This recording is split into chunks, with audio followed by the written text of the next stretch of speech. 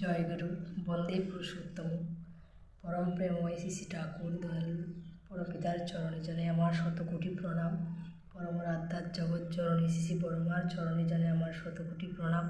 পরম পূজ্যপাদ শ্রী বরদার চরণে জানে আমার শতকোটি প্রণাম।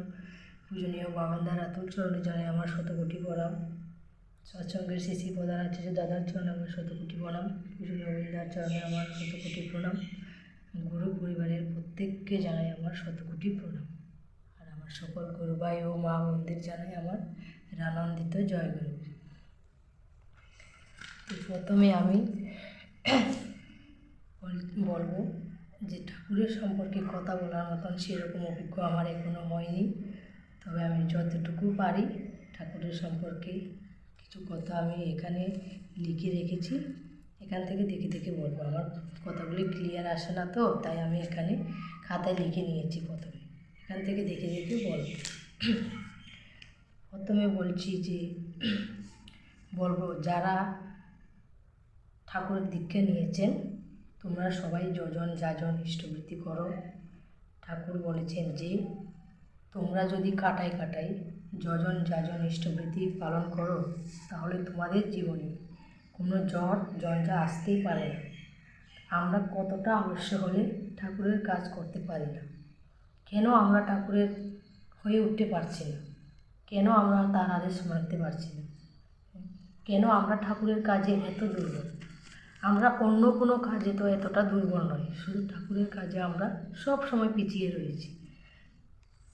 তাই ঠাকুর আমাদের জন্য নিজ হস্তে লিখে গেছেন সত্যনারায়ণ, সর্বপ্রথম আমাদের দুর্বলতার বিরুদ্ধে যুদ্ধ করতে হবে, সাহসী হতে হবে, বীর হতে হবে। পাপের জ্বলন্ত প্রতিমূর্তি ওই দুর্বলতা তারাও আমাদের ঠাকুরের যে দুর্বলতা আসে, প্রথমে আমাদের দুর্বলতাকে তাড়াতে হবে। আমরা যদি সময় থাকতে সদ্গুরুর শরণাপন্ন না হই তাহলে কি সময় চলে গেলে ঠাকুরকে ডেকে তখন কোনো লাভ হবে না। সময় থাকতে ঠাকুরের কাজ করে যাও, দেখবে তোমার জীবনের প্রতিটা দিন কত আনন্দময় হয়ে লাগছে তোমার কাছে। প্রতিটা দিন তোমার কাছে খুব সুন্দর মনে হবে, তুমি তার নিজে অনুভব করতে পারবে।